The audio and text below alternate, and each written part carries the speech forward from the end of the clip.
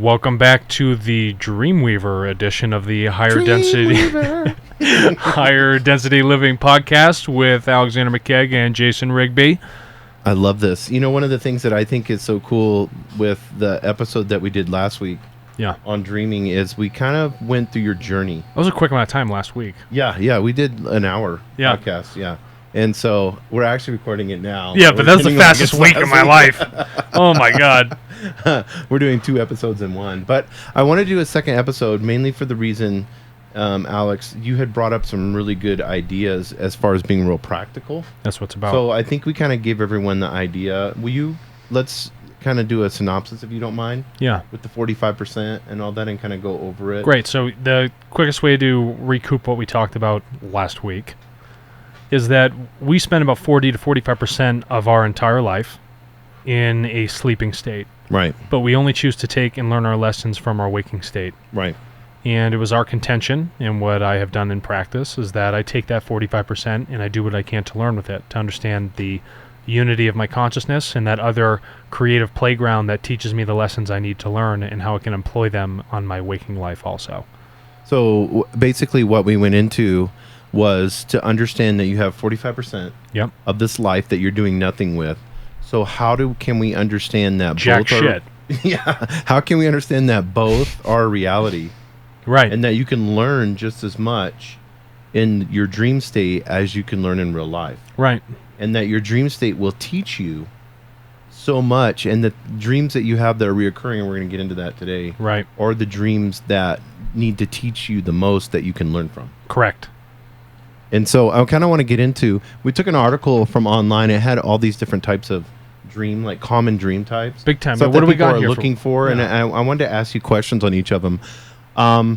We know, number one, and this article talks about this online, but number one, that we need to, it says to pay attention to our dreams. That's a big theme. Mm-hmm. Paying attention is a big theme. So what is, we can all say that, paying attention to a dream, but what does that mean? Paying attention, what that means is recording, right? Whether it's taking a mental record, okay, and looking at the details and being like, what happened here? Let me analyze this. Right. Or we're going to take a physical record. We're going to write this down, and I'm going to review it later so that I can pay attention to it. Like actually taking the time to write it down, or for me, maybe doing voice recorders and then typing it out later. Some sort of method. I thought about the voice recording thing because I'm doing this for 30 days because Alex challenged us all to do a 30-day challenge to record our dreams. And I thought, well, in the morning, first thing I'll do is I'll record it. Yep. And then when I have time, I'll go back and listen to it and then type it out. Cool. And then you get 2 chances to reflect on it. Right. Because I wouldn't be able to go back and find patterns. No. I'd have to listen to each one all over again, you know. Correct. So I need to take the time to type it out. But some people like to write it. Some people like to write it. There's a better connection for them that way. Right. I just want to get those details right when I wake up. Right. So and that's that first step that we got to take. All right. And so you're talking about most common dream types. What does that bring us to? You know, what do we have on here? What's our article say? So kind of the most common dream types.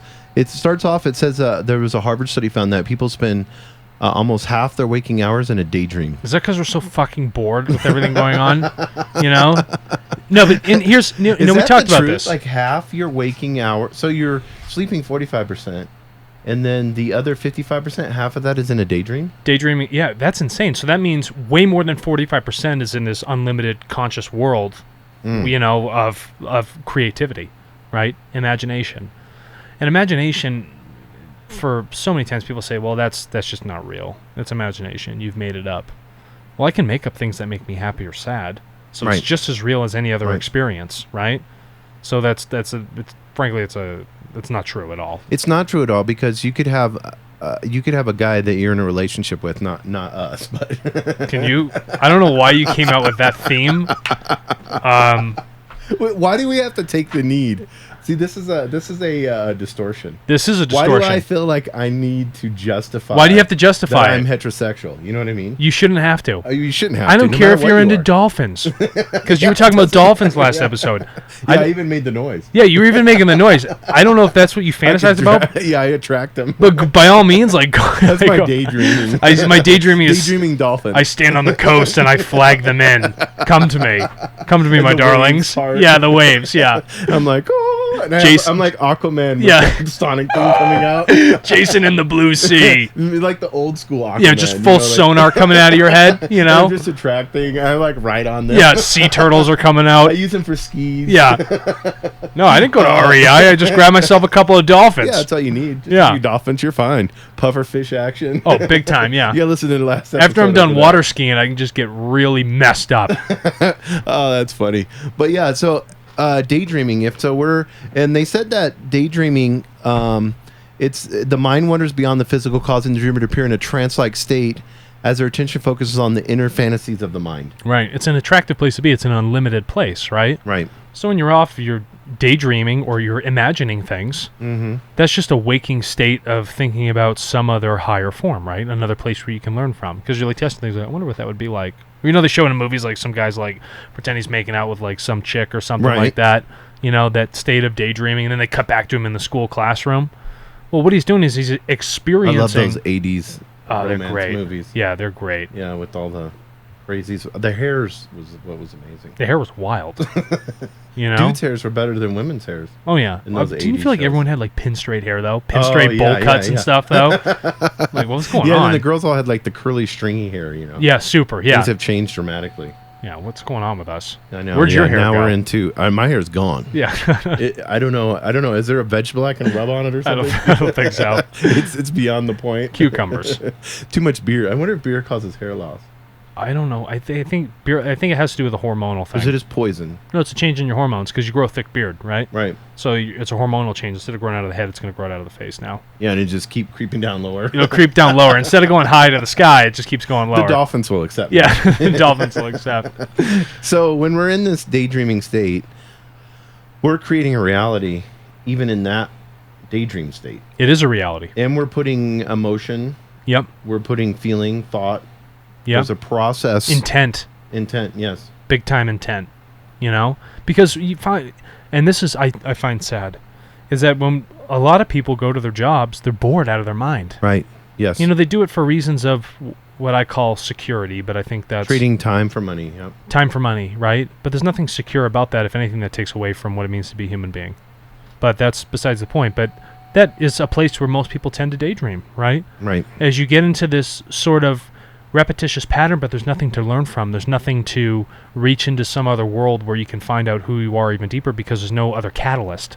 That becomes the catalyst of change for you. Right. Right? So if you are going to be a daydreamer, well, let's focus on the daydreams. Let's see what the daydreams are telling you. Right? So do you feel like you, even now with recording your dreams and you being real proactive in that dreaming state, do you feel like you daydream less now? No. I feel like I dream more. You daydream My dreams more? are richer, whether it's during the day or at night, right? The way I can structure an image or a picture in my mind is a lot clearer. It's not as diaphanous. And when I say diaphanous, it's really foggy, right? But now it has much clarity, color, it's rich. And now I've begun to smell things through the dream, which is something I've never experienced before. Right. And this is a new thing for me, where so all your senses are becoming alive. I can smell salt water. I can smell the fishmonger market at a harbor. You know, like if I was trying to describe some really strong smells, right? I can smell that. So like you were talking about in the previous podcast, where you were having to learn in these moments. One was in your home, and the other one was in the ocean. At the ocean, you can smell all that. I can smell all that. And then if you're talking about daydreaming, I was back in Massachusetts, and I had an event that happened to me. I was looking at leather shoes online. Okay. In a dream, or no? I was just looking over them. It was okay. I was on Doc Martens' website, and thank God they have vegan leather, right? So I'm kind of amped up about it. So, but I'm on there, but I could smell leather looking at the image, and I was in shock because now I'm bridging that level of imagination, what my mind is actually perceiving, right, with something that it actually remembers, which would be that smell of leather, right? That tanned hide. Well, I've had that experience with, and maybe some of you have. Like you've gone out with the girl, okay, making sure that's clear. Yeah, we gone out with the girl, whatever, and I get like whiffs of her perfume, big time, and she's nowhere around. She's not even no one there. Else is around. It's just. You ever walk through a house and you just get perfume or some other place? Yes. It's so delicate across the nose, right? But you're like, where did that come from? Mm-hmm. That feeling, that sensation, is how delicate a dream is. So we're so used to, like, if I were to pinch you, you know that physical pinch. But what I'm talking about is a very delicate world, right? A very creative, very unlimited world that is dreaming, but it's very delicate, and being aware of those things that happen, those senses, requires a high amount of sensitivity. And building that bridge happens with paying attention and beginning to record on those dreams. You become, it's like in any part of self-awareness, you become more sensitive to things. Oh, you're more in tune. Right, like the other day you were sharing a story with me, I don't think you'll mind me sharing it, but you were starting to get angry with your girlfriend. Right. Because you went hiking. Yes. And this is self-awareness at its best. But instead of, like, right before you're getting ready to say something silly. Before I'm going to just, like, snap, I'm like, wait a minute. This is not necessary. And then I can check myself. Because I've been through this before, and I begin to learn from it, and I know the emotions that are beginning to happen, but wait a minute, this isn't right. And I'm not mad at her. Right. I'm mad at myself. That's really what's going on. Right. And so I had to check myself. Right? Before I wrecked myself. I love it. Right? And I did, and I checked myself, and then she began to explain it, and then as I went through, I wasn't trying to be indignant or mean or anything, but then it helps me understand it from her perspective But further. really, basically, you were just hungry, right? I was just hungry. Yeah. So, and they have a name for it. It's like hangry. It's hangry. This was 9 miles and 3,000 feet of elevation. I'm a little hangry.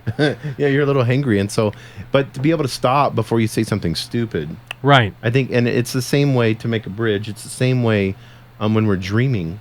The more aware we become of it, the more that we are able to, because we talked about this in the last podcast, and this is so important, your dreams can control what you view, a lot of people view as your reality now. But Big the time. dreams are just as much a reality as the real world. Right. But you'll start seeing them cross over, and then they will guide you. Right. Because it is you. You have everything that's inside of you. It's not the dream guiding you, it's you guiding yourself. Yes, exactly. It's like, wait a minute, I got my hands back on the wheel now. Mm-hmm. Before you Jesus, just take the wheel. Yeah, Jesus, take the wheel. No, but before you were drifting, but now through practical steps, right, which we'll talk about, you can start to figure out how to recognize the dreams, right, expand upon them, move into a lucid dreaming state, right, record, and learn from these things that are actually happening. Yeah, because I think at the end of the day, when we are having this ability to look at any reality we're in, yeah, and have learn, teach, learn, that's the state that we want to be in. Yeah, and it's the most fun sort of schooling you'll ever go through. Mm-hmm. School's lame, dude. You're dealing with, you've dealt with egos, bullies, all this other crap that has to happen, right? Scorecards. There's no scorecard. It's not someone telling you, oh, you did a great job or a bad job. It's no, you just begin recording the dream. Even if it's not very good quality, it'll get better over time. It will get better over time. It's the same as in your personal life, if you want to call it that. Yeah. In your personal life, like the other day, I had a situation where I had a choice to have this negative emotion. Yeah, and what did you choose to do? And I caught myself. Nice. And I said, how can I display love right now? Dude, that's a big step. Yeah, but I'm just saying, that it's the funnest game that you can ever play. Of course. And when you're learning and you're going through this process, you're, if you want to say, ahead of me. Your journey is different than my journey, but I feel like, I'm learning from you a lot, Alex. But it has helped me tremendously because now I can look at a situation that's happening and not perceive it as negative. It's never negative. No, it's never Nothing negative. that is ever going to happen to you is negative. It's only if you distort it to be so. Yes. If something happened, if someone rams the back of your car and destroys it, and it's a brand new car, and you can get out and you can be all hot-headed and pissed off. Well, hold on a second. Let's take for a moment just to say that maybe I'm supposed to be in the situation. Maybe I'm supposed to learn. Maybe when I usually blow my top, this is where I'm really supposed to learn how I'm going to check my emotion. And this application of something that's such a charge to me, I can now apply to every other thing I do in my life. Right? So no longer was a bad thing. Insurance is going to pay for it anyway. Yes, exactly. Unless you're riding around illegally, riding dirty. But but apart from that, like, who cares? It's just a car. Yeah. But beyond that, you've learned something great, and now you can take it and apply it. And you can get to a level to where that here's the best part. Talk about that other individual. Where that other individual that hit you can actually teach you something. Big time. And they come out, and the last thing they want to do is get yelled at. They know they've made a mistake by ramming into the back of you, and maybe, you befriend them. Maybe it was someone you were supposed to meet. Or, even worst case scenario, maybe they get mad at you. Yes.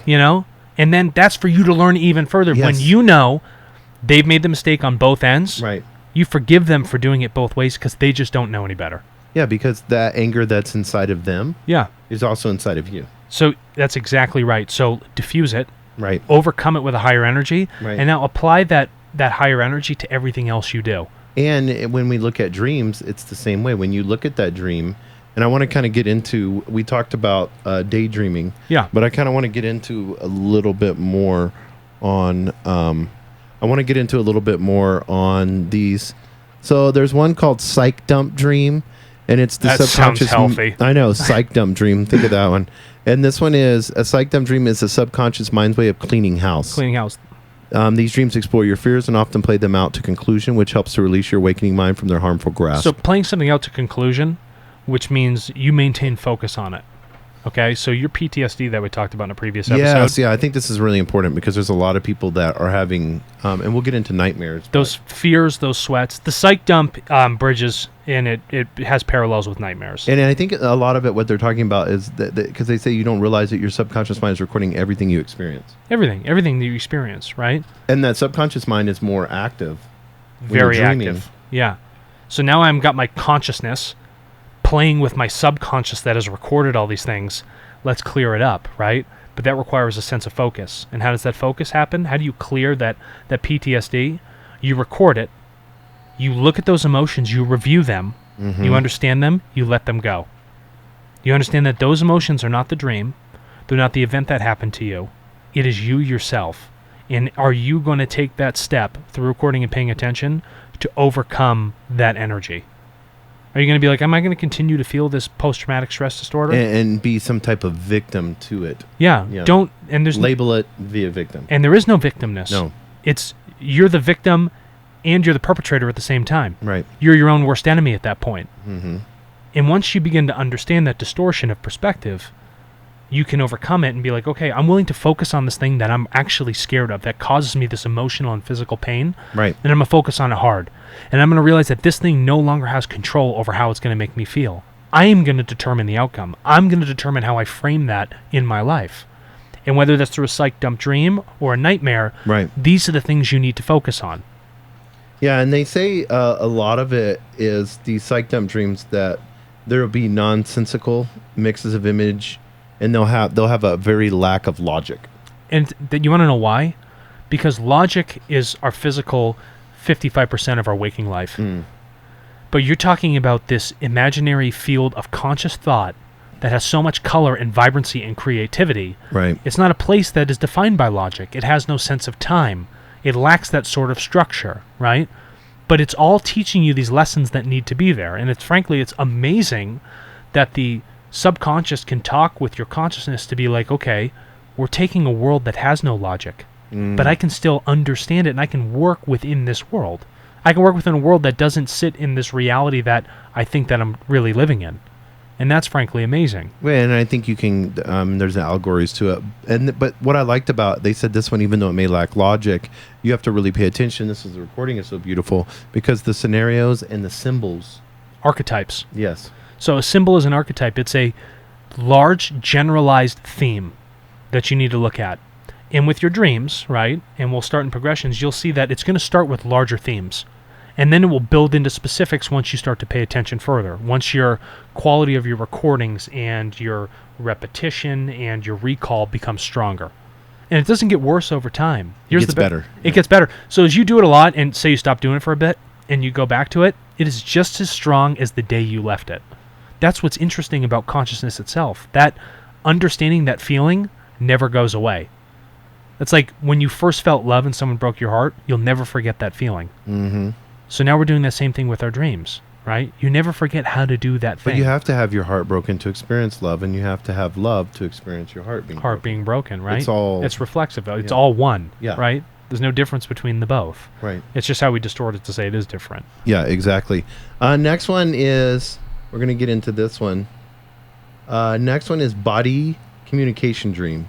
And this one is, I think it's more on the physical side of thing, but they're saying that, and I want you to talk about this really quick. Cool. I'm going to make a statement, then I'm going to let you take it from here. They're saying your body has its own intelligence. You bet it does. I don't think a lot of people realize that. Okay. Every cell in your body has memory to it. Mm-hmm. Every single biological cell in this body. it has a genetic code that has developed over a long period of time to have specific memory to it. You know how to walk. Your body knows how to take a shit.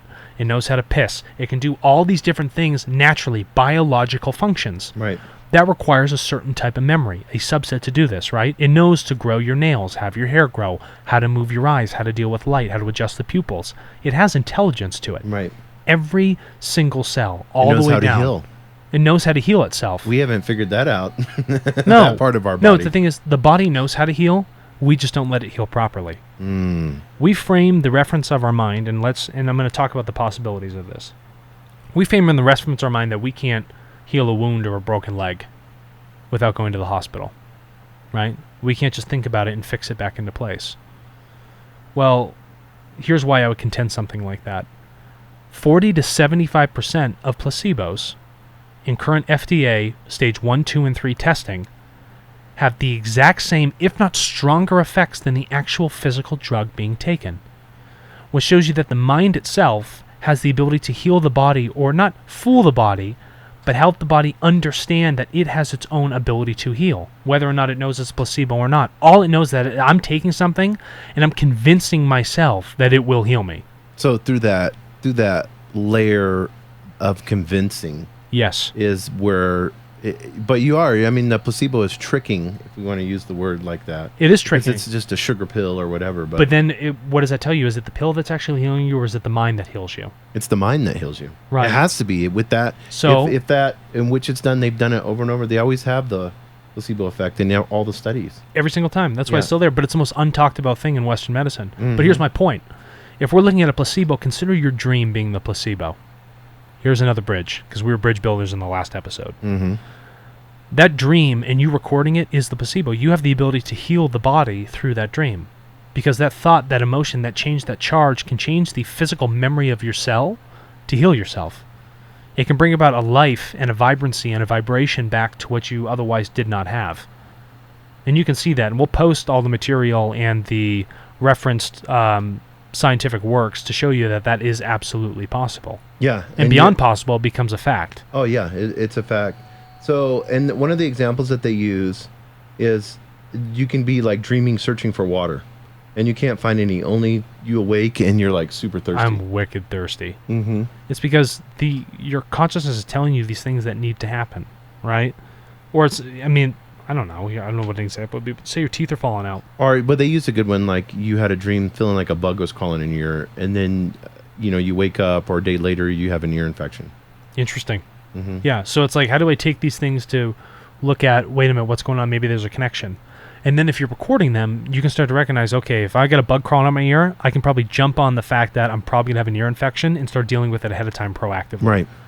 And now you're making proactive decisions rather than being reactive. Right. And because most of us just look at sleep as a necessary evil that we have to do. It's like, I dread it. I got to go to sleep. I can't get my work We're done. hanging out on our phones till midnight, and then finally hits us in the head. Yeah, it'd be great if everyone could find the joy in sleeping that I find. Right. Beyond just the fact that my body's resting. Cool. That's great. I'm glad the physical part's resting, but man, do I get to learn a lot. Yes, and I think that's this new higher density level that we can all take and learn to say, hey, here is an opportunity for me for 45%. I'm fixing to gain 45% more than I ever have in my whole life.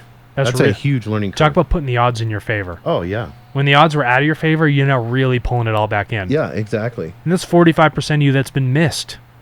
Yeah. Think about how your character would change as an individual, right? You become 45% more of the person that you weren't before. That's a huge chunk. That's like saying I just got 2 of my legs back. Plus, I think it gives you the possibility to understand that everything is inside of you. So as you begin to recording, you're seeing that play out in real time. Big time, yeah. And having it all inside of you just shows you the connectedness of everything. Yes. Nightmares. Want to get into that one? Yeah. These ones that are terrifying that we have, as a little kid, we grow up. Let's start there as a child, and the next thing you know, there's this scary monster chasing us. Right. That's a playground for education, is it not? Yes. Because when you're talking about emotion, that's a big thing on children. Children deal with emotion. They don't really have a sense of logic at first, right? That takes a while to build that. So when you talk about the emotion, we're like, okay, we're dealing with nightmares. Well, that's a very quick and kind way for your consciousness to teach you, Right. right? Because children understand the emotion. In a nightmare, that could be a fear. Mm-hmm. But imagine if you were teaching children to focus on that fear, to understand what is going on so they can learn quicker. Then you start building some real pathways, some real emotional development of the children. Yeah, right? where the child is not, the child is being able to handle themselves, then running into mommy and daddy's room. Right. And having mommy and daddy help them. Talk about a platform for growth. Oh, yeah. Yeah. And what a great thing to be teaching in schools, to teach children how to record their dreams. Kids always wake up and talk about their dreams. Oh my God, I had this dream. Yeah, they know them. If you could do that at a younger age, because they remember their dreams. Beautiful, vivid imaginations. Why does that process just scale so down that we don't remember our dreams? Because we program ourselves in our perspective that it's no longer a thing of importance. But to them, when they're born, it's so important. Remember, people are like, well, don't take that away from the kid. You know, it's his imagination. Right. No one says it to him. Don't take that adult's imagination away. Right. When's the last time you heard someone say, don't take the adult's imagination away? Yeah, imagine Steve Jobs is not having an imagination. Come on. Yeah, it doesn't. So it's just Picasso or exactly. And it's just how we've constructed our society, and we move ourselves into this realm. No one pushed us into it. Right. We just choose to think and act and operate like that, when really operate more like a child. Right? Yes. Find that freedom, that sense of innocence, and respect what your consciousness in the dream state is really trying to tell you. Yeah, stop believing in the distortion. Don't believe the distortion, because that's what the true illusion is. Right. And the reality is the real things that you're dreaming and your body is telling yourself, right? Listen to it. And no one else is telling you otherwise. It's not like somebody else has to sell you on it. Yeah, and I think a lot of nightmares, as far as whether it's connected with the label of PTSD or it's connected with, being a child and a monster chasing you, or I know I've talked to a lot of different women, and they have nightmares where like a guy is in their home and, breaking in, and they can't talk. People still have shared that one. But think about how that applies to other things in life. Is it a sense of a lack of power when it comes to a male energy? Who knows what it is? Yeah. And imagine if they overcome that in the dream. Imagine the strength that woman would have at that point. The empowerment to realize this person doesn't have control over me. I have the choice. I have the power. I do these things, right? And I should realize that I'm the one that is handing them that power, that illusion that they have control. And that may be one of their nightmares. Yeah, or they can just get a 9mm, or they can get a 45. Yeah, or 45 and protect themselves that way. You know what I mean? But it's that focus. Right. Yeah, exactly. Right? It's having that focus on that thing that you want to drive away and close your eyes and turn away from it and just let it continue to consume you. But I think it would be so easy when you're seeing that, and then like I've heard people say they can't speak, so that male energy, and then you feeling like you don't have a voice. Big time. They all match. They all share these parallels, right? And different things may happen in the dream. They're holding you down. You have no strength. You can't get out of it. You can't speak. There are all these different ways to show that there's some sort of... Or being raped or something like that. Some power dynamic that is happening, right? Right. And I've never lived these experiences, so I'm talking about this from a hypothetical thing, right? Right. Yeah, but from a sense of learning from the self, focus on these things, right? Because it may help you overcome these fears that you find in your nightmares. Yeah, and then finding ways to empower yourself. Big time. Through the recordings of these. Right. Because if you're experiencing the same dream over and over again, and it's just different faces of different males. Yes. Then you as you're recording that, you're going to start learning from that. Oh, you really make those connections. You pay attention and be like, there's a lot going on here. I got to make this connection. I mean, we made a connection for you, but the best way that you can make the connection is for you to record them yourself. Absolutely. And go into that dream, not be fearful of it. Yeah. So you want to talk about the steps for recording? Yes. Unless they got anything. What else they got on here? They got the shamanistic one, I think. Yeah, I mean, let's go. I feel like this is nightmares are really fear-based, and a lot of people are very, will wake up restless. They have these nightmares. So let's just do the recording right now, and we'll get into the other ones. But so let's say I had a nightmare, and I'm a woman, and I live alone, and I had this really scary dream. I couldn't talk. Guy comes in, he breaks into my house. Worst thing happens possible. Right. He usurps power over me, and I wake up and I'm crying. Sure. Let's talk about recording. Right. So the first thing we're going to do is record. The moment you wake up, you're going to have your means to record, whether it's you're going to speak about it, okay? You're going to write it down, or you're going to, it's either share, or you're going to share it with someone, okay? You have three different things. You have two are personal, or one you're going to share with the other. Right. Okay? What that's going to cause you to do is you're going to put focus and attention to this one thing that was causing you some sort of pain or trauma, right? Some sort of distortion in your life. And I want you to start with only the descriptive things. Tell me about the environment, okay? Like you're drawing out a storybook. If you want to tell me about that scene, we're going to start with simple stuff, right? What were the colors that were happening there, okay? Were there a lot of people? Did they have a face? How much detail was involved, right? Tell me about how you emotionally felt. Don't worry about the words that are said, right? Tell me about the emotion of the interaction, okay? I'm interested in the color and how you feel. Let's deal with that first. Let's break these down. So, okay, I'm going to go with hypothetical situations because I feel like this is going to help a lot of people. Yeah, let's do it, yeah. Right where we're at. Okay, so color. So it's gray, it's black, it's raining outside, it's dark. These aren't colors that make you happy. No. So right off the bat, here's a theme. There's our first archetype. Gray, dark, cloudy, maybe it's outside, really low lit, right? Right. The house is dark. Not a lot of vibrancy. Right. Record that. There's step one. What's our step two? What's the next part of the dream? You said the where I'm at. Yeah. So let's say I'm at home. You know, I had just got off work. It's late. Or I just went out and had some drinks with some friends, and I come back. It's late at night. You know, and then this guy breaks in. Guy breaks into the house. Yeah, stalker. Boom. Let's start with that then. Okay.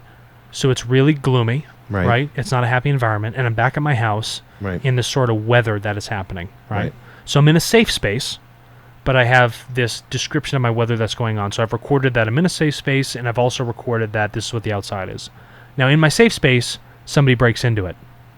This thing, this person, this entity, whatever it might be. And let's say this person, every time I have this, I really can't really see a face very clearly. You can't see a face. Right. All right, so then you begin to record that, and then you begin to realize it's not a specific person that you're giving that energy or that power to. Right. What it is you have the major theme, say it's a male, you're giving that power to all the males that you come into with your life, right? And so you got to record that. You have to record the fact, that detail, right, that they're lacking a face. And then that's it. Maybe that's all you remember for the day. That's your very first recording. But even as I mean, this is hypothetical, but even as I'm thinking this, I'm thinking like you said, I'm giving power to all males. Maybe I'm allowing males into my safe space. Right. You know, and there's certain type of males I shouldn't be allowed. You know, they just can go on and on. Your thought process. Right. And so say you don't, but you can review that, right? Right. So you're like, okay, I understand that emotional charge. I was in my safe space, but it was kind of gloomy outside, so I know that feeling in my gut. Right. Well, next time I go to meet a male and I'm going to decide whether or not I want to bring them into my safe space, do they have that? They give me that same emotional charge that I felt in my dream? Maybe I should avoid that. Or you know, like, and so then you recorded that dream. Yeah. You have another one, but this guy, right when you're getting ready to walk in the door, he busts in the door. Busts in the door. Yeah, and then hits it really hard and knocks you to the ground. Sure. You know, so now you have that whole of this. Now you record that. And it's a different theme. And you may have, so now we have two dreams recorded. Mm-hmm. They may share the same sort of weather and color and safe space, but now there's been a slight difference in the individual, right? The variance in what they're doing, right?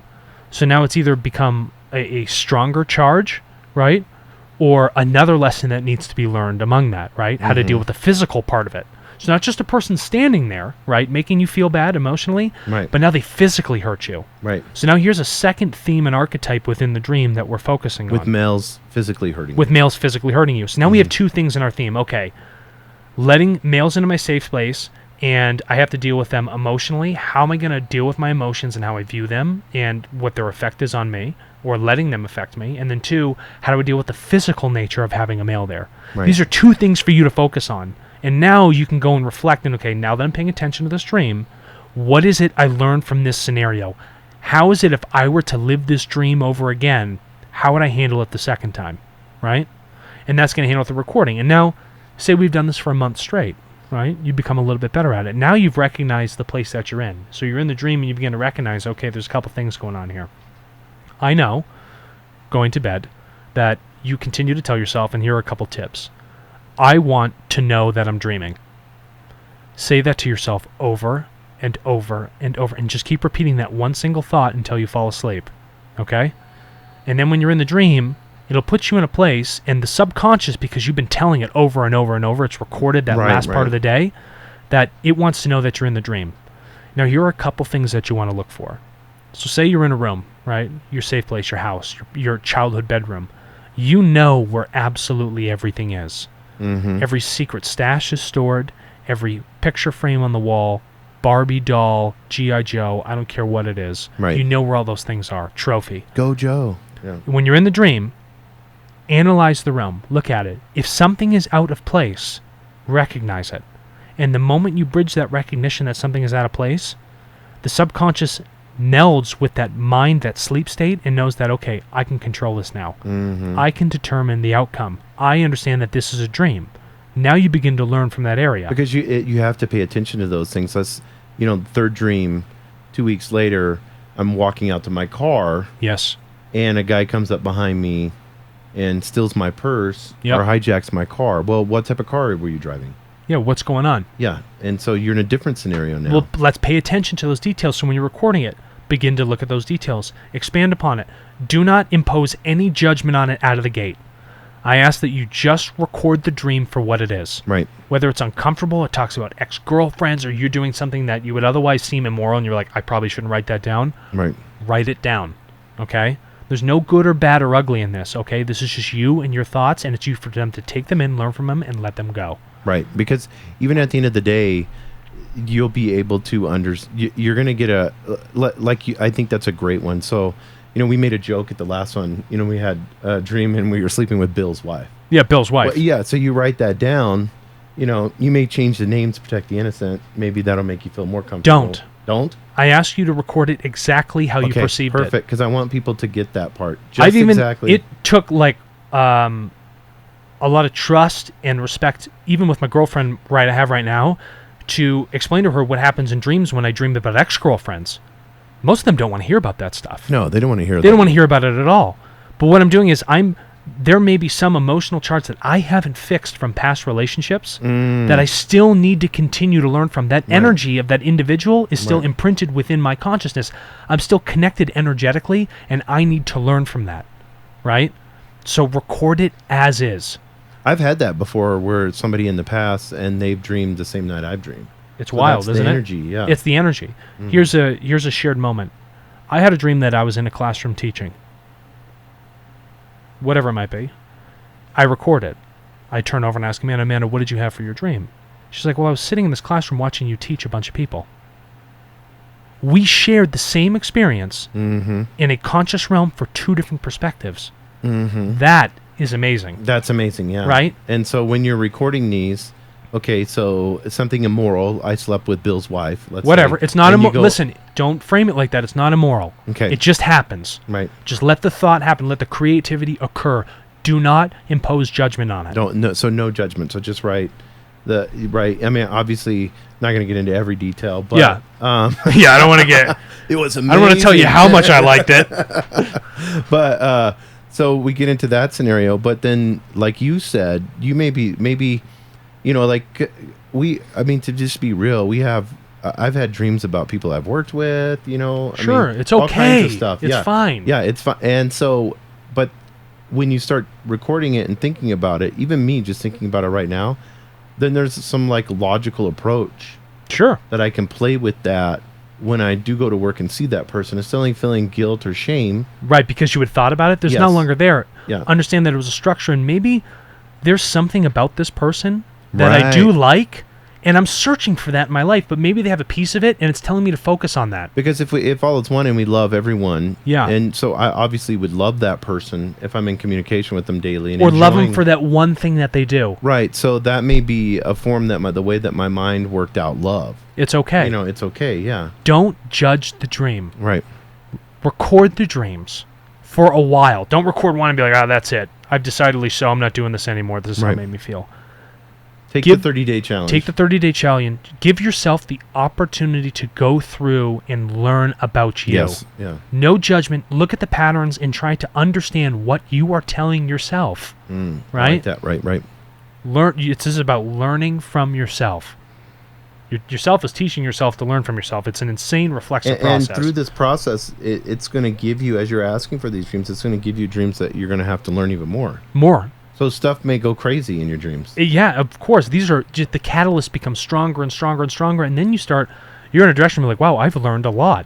Because now you're opening something that before had been a closed door. You're now open to this other reality, right? This other sort of truth that is actually happening. And you'd be like, there's a lot more possibilities that can happen in here that can come down to this very physical grounding world that we live in, right? And we can start to apply these things. And so what's another key thing that I look for in my dreams? What I always found was difficult was looking for my reflection.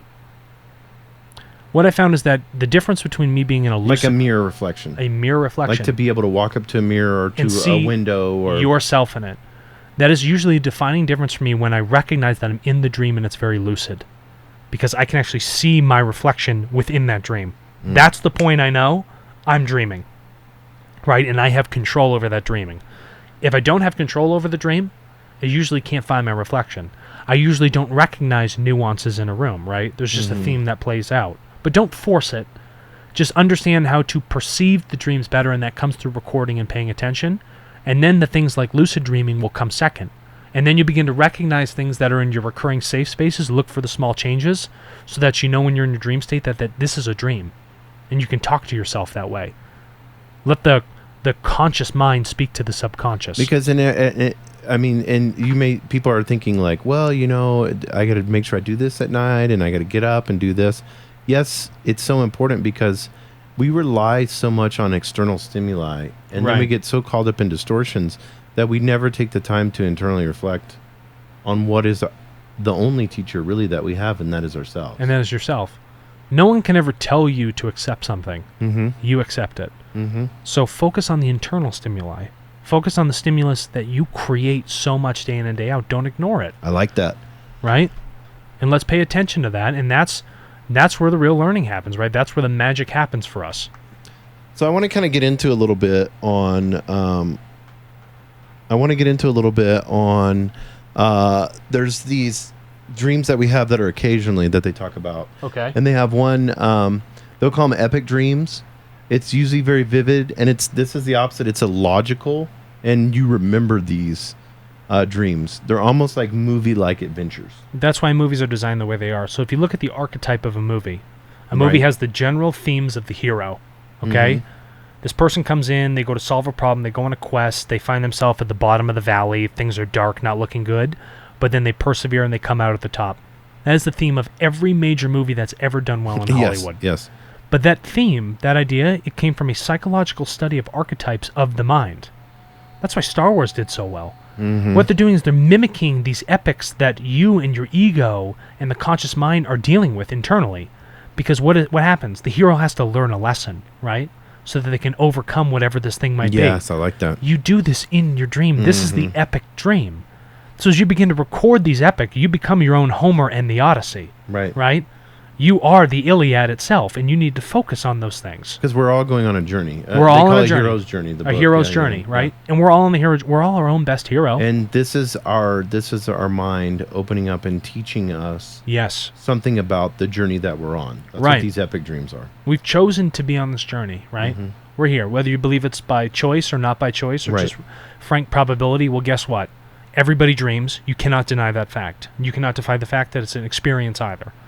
And you can't deny the fact of scientific evidence that consciousness sits outside of the body. So if you combine all those three things and you realize that, hey, I'm here on a journey and I'm here to learn, well, let's do it, no matter how epic that journey might be. Yeah, and I think what I've noticed and what they talk about in the article, and I think it's so important, is they say it opens your mind to the amazing adventure your waking life can be. It can be. That's exactly right. We are self-limiting. We limit everything that we can possibly... We are unlimited beings. We even made laws to limit us. We even made laws to limit us, but we're truly unlimited beings. We all come from the same place. We're all interconnected. We can think and create. And hell, if you go to Russia, you see that they have whole universities for just moving things with your mind. Yes. Yeah, okay? Exactly. That's not a deniable thing. That's a fact. You can sit around and watch people move very light objects with their thoughts. Okay? We limit ourselves in what we think is possible. When here's the true fact of it. You don't know what is possible until you die, because you haven't had the full breadth of experience, and when you're dead, you can't share it. So it's really tough to know. So why even limit the possibility, right? It's just people telling you that's not possible. What the hell do you know? You don't really know. Right, yeah, you don't, yeah. Do not let someone ever limit your mind or your consciousness or the things that are possible. Don't ever let anyone squander your creativity or your imagination or that childlike wonder. Those are the things of beauty that teach us that innocence of this world for why we're really here. And that's what gives you, when you're in those states, they call it flow or whatever, that gives you the most power. That is the most power. It You are is, self-empowered. Mm-hmm. That is the power that we all have, but we choose to needlessly give up in some sort of illusion. Yes, because it's all an illusion. Yeah, it's not real. No. No one ever takes any power away from you. You always have had the power. We choose to believe in the law of gravity. We choose to believe in the laws of the United States. Right. We're all just Right. being like, okay, I guess I'll abide by that. Right. But really, the government never had any control over you. No. You're just saying that they do. You give them that power. Are you kidding me? If we all stormed somewhere all at the same time, they wouldn't know what to do. No. No one has control over us. We just deem it out and create this sort of illusion, right? So recognize the power within yourself, record, and start with something simple. And the very first tact of understanding that is the other 45% of your life. And that's the dream. I love that. So I urge everyone to go on that 30-day challenge, record those dreams, and figure out what you can do with it. Move through that epic of what is you. Yeah, and I also think another one that we can have is a problem-solving dream. Oh, I like those. And they said it can present itself in two ways. The first and most common is a logical and vivid dream that utilizes imagery to deliver an answer to a problem you've been struggling with in your waking life. The other is a lucid type dream where you actively work through and solve a problem while dreaming. So explain problem-solving dreams. So problem-solving dreams. So it's, like I said, you're not going to be able to recognize that there's a problem unless you record it. Right out of the gate, you're not going to know, right? So if you're doing something at work that's been an issue, you can play out in this creative state of dreaming different scenarios to solve that problem, right? And they may play on their own, but you'll never know the outcome unless you record it, right? Right, exactly. But if you're an experienced dreamer, as you begin to lucid dream, you can do it all in one dream. You can play out all the probabilities in one dream rather than the course of a week. And that's the big difference, where you can then begin to make those choices, realize that, okay, I'm in the dreaming state, let me start testing some things out. I like that, yeah. Right? And so one of the examples they were talking about is Albert Einstein and Thomas Edison, how that they would solve problems in their dreams. Oh, that's great. So I'm glad you brought that up. So Tesla, Edison, Einstein, they used different forms of meditation. So Tesla used to put his head, he would lay on the bed. We're not talking about Elon Musk. We're talking about the Nikola original Tesla, right? Right. The original guy from, I believe, Eastern Europe. He would lay on the bed upside down, right? He'd tilt his head back off the bed, and he would stare at the flickering candle. And it would put him into a trance-like state. And then from that state, he would let the information flow into him from this conscious realm, this ethereal realm, so that he can come up with his ideas, his patents for how he should deal with energy and these things. Einstein used to visualize in his mind, through a form of daydreaming, I guess you would say, was what it would be like for me to sit on top of this particle of light. Okay? And how does that move through space? What would things actually look like? So these people who have done these massive amounts of things for humanity started with this childlike innocence of listening to themselves, Right. of this great state of imagination, and then they took this non-physical creative consciousness world and they've moved it into the physical reality to bring great things for us. And that's what you can do. And that's what you can do. That's the power Right. of what can actually happen. And once you start to see the great people that have done that, and you start to dip into their lives, you realize that this is not an uncommon thing. But some of our greatest things is when we recognize who we are and how we deal with that information that we thought was imagination. Yeah, because I know Einstein, they said his sleeping patterns was, I think he slept 8 times for 45 minutes. Fine. Yeah, just so that he could stay in that. You could stay in that state. Yeah. Because there's beauty that actually happens there. Mm-hmm. And I can begin to recognize and have an emotional charge and appreciate this state, right?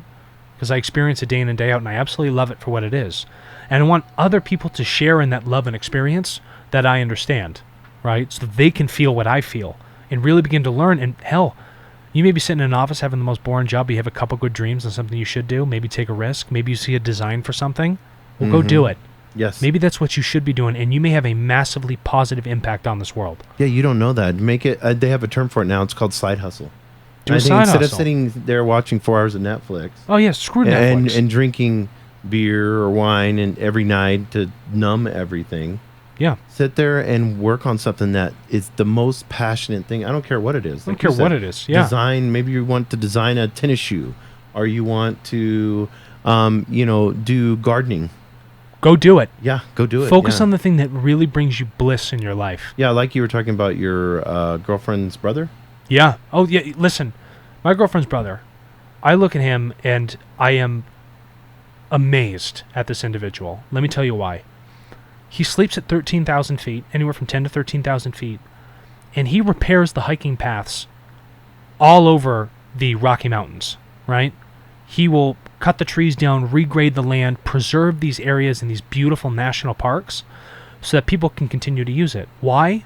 Because he cares so deeply about the thing that he's doing, what he loves internally. He wants to do something where he can share that love and that emotion and what he feels with other people so that they can continue to experience it. Yeah, and then at the end of the day, his whole life is just giving love. And that's what his life is. Yeah, and when to people make are sure like, that people are outdoors. why would you want to live like that? Why would you want to live, in the car or in a tent or how much money to make? That's not important. What's important is that he can share in that passion and that love and that experience and then extend it beyond himself so that other people can live and feel the way he does. Or he could sit in an office. Or he could sit in an office and be bored. You know what I mean? And make then money. Who's really winning at that point? Yes, Who's the real human being at that point? Exactly. And honestly, I praise him for that, and I hope that he listens to this because, like God bless him, he does a lot of cool stuff, and frankly, it's dangerous sometimes. Yeah, no kidding on that. Let's get the next one.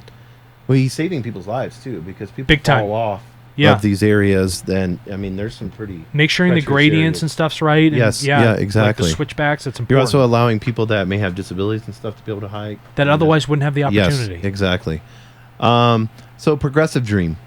This dreamer will have the same dream in a logical order thing, consecutive sleep periods. Each dream builds upon the last. So I talked about this. So what I'd found, and we talked about this in the last episode, is that with a progressive dream, I may have it on Monday, right? But then that dream carries on Friday from the last point I left off at. What an insane concept. I've had such a gap in time, but the archetypes and the theme and the people, the energy is still the same. Right. We've 4 all or had 5 those. days apart. Yes, exactly. And that's the progressive dream, right? Right. And then you may find that you have multiple progressive dreams happening at the same time. So as you begin to record, you say that there's 4 or 5 different timelines that are happening within this dream, and then I'm living them all, and I experience them on all different points of the week. And I find that that's kind of crazy. And that bridges over into something that would be a recurring dream. And a recurring dream deals with the nightmares and the stuff we talked about in the beginning. And the only way we're going to recognize these recurring progressive dreams, these healing experiences, all these other things, is to start by taking it and descriptively writing it down without judgment. Okay? And that's waking up and making it a habit of the very first thing you do. You're not going to be good at it first. You're going to be like, why am I doing it? But guess what? It's going to teach you a lot about yourself. And I urge you to just push forward, push through that wall, and begin to learn. Yeah, because you have to at the end of the day. I did a little video on that on my Instagram when I was hiking. But you have to push through the resistance. You have to. When the point of discomfort. And that's when we talked about a nightmare. Most people turn around. They don't want to focus on that pain. Look at that pain. Understand it, overcome it. You have to push through that wall because that is the highest point of catalyst in learning. And I just want everyone to know you have the power inside of yourself to heal any pain. Anything. Yes. Because that pain... No matter what it is, if it's been plaguing you for 20, 30, 40, 50, 60 years, it does not matter. You put that pain there. Yeah. It's time for you to let it go. That's the crazy part. Yeah. You put it there and you've held on to it for that long. It's time to let it go. That security blanket has to go. Big time. Yeah. Okay, let's get into. I think we're almost done, but we talked about this a little bit. Oh, shared dreams. That's a good one. Shared one. So I talked about that with my girlfriend Amanda. Yeah, where I said that I was in the dream, but we still viewed it from 2 different perspectives, right? And it's beautiful. And then we start to see that all these interesting things can happen within the dream state, right? Prophetic dreams. Like I said, if you begin to record it and you're like, wait a minute, like if you play something out at work and it's showing you this is what's going to happen, and that actually happens during the day, you're like, well, hot damn. I recorded that 12 hours ago and look what just happened. Just happened, yeah. And in this dream state, when you begin to record them and you begin to see life playing out in this way, it becomes so amazing because you have to look and say, we're not just blogs of evolutionary process of meat. There's something much more dynamic happening in between all of us. And the fact that those other people in your workplace or in your dream, it shows that we're all connected, right? Through that conscious realm. There is no separation between any of us. And there's no separation between what happens in the sleeping state as opposed to the waking one if you're having something prophetic. Because you have already seen it, and now you're here in the reality experiencing it. Yeah, and so I want to get into this one. This is going to be controversial. Yeah, so go ahead. I think this will be a great one. Visitation dreams. So this is where you have, it may be It could be an alien. It could be a departed loved one. The list goes on, but somebody visits you and it's very memorable, or something visits you. I've had animals speak to me. Sure. So I was not high. No, it was not. There was no puffer fish involved. No, there was no dolphins. No illegal substances at all. It's just I've had animals like talk in my dreams and stuff. But I've had beings, visit me, and I know we've talked about that before. What is a visitation dream? Okay, so a visitation dream. If you're recording your dreams, most of them share the same archetypes. Mm-hmm. Okay, these themes, these people.